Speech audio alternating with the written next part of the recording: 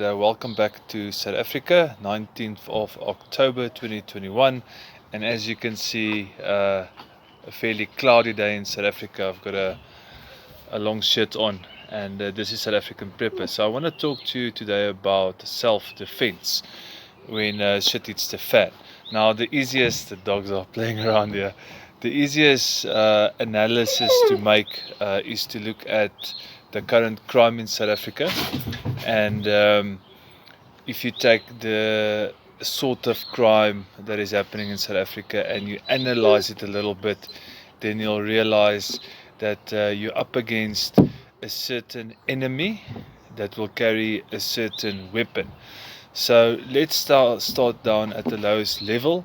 The lowest level of weaponry that you can expect that will come against you when shit hits the fan and when the country actually collapses is the basic form of weapons like knives. Now we have a lot of crimes in South Africa happening with knives, and then the old formidable panga or machete.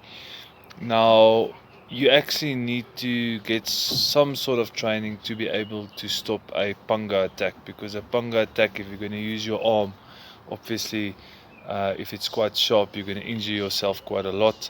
The same with knives. You need to actually go do some sort of training for the defense of a knife attack. This is low-key attacks in South Africa.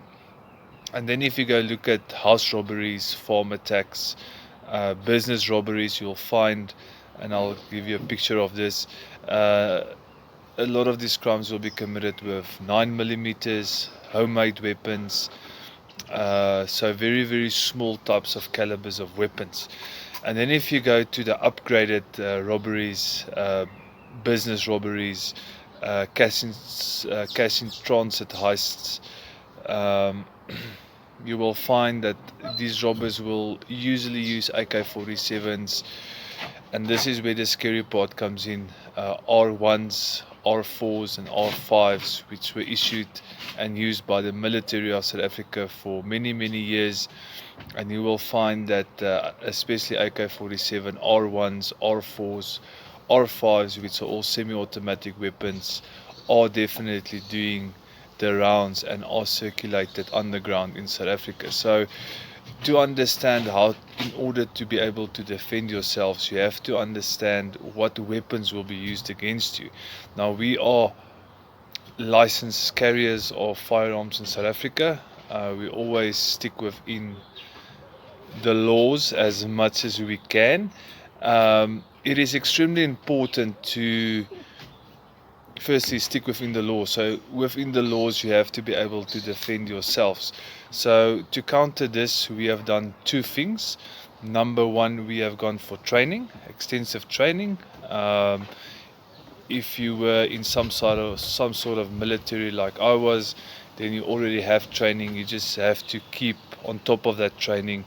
You have to actually go out, force yourself to train, to try and keep what you've been taught before. The second way we counter these sorts of arms that we will be encountering will be to wear body vests or plate carrier vests. Now, we're not gonna, on this channel, I'm not gonna show you what we have, and there's a reason for this. We don't want to put ourselves into a situation where people know exactly what we have and what we carry, but some sort of a plate carrier that can counter at least a 9mm and at least an AK in our case is extremely important. So let's quickly do a summary of this video. Is number one, you need to be aware that you will be attacked when shit hits the fan, and this could come possibly the way of a knife, a panga, nopniri, shambok, that is the entry level stuff, or your smaller guns, your 9mm, your homemade shotguns, or your semi-automatic guns in South Africa, which are mostly all illegal, except if you are in the military, is your AKs, your R1s, R4s and R5s. So you need to understand what you're getting yourself in for when the shit hits the fan, and you need to know how to counteract if you are attacked with these weapons. South African Prepper, please like, share and subscribe.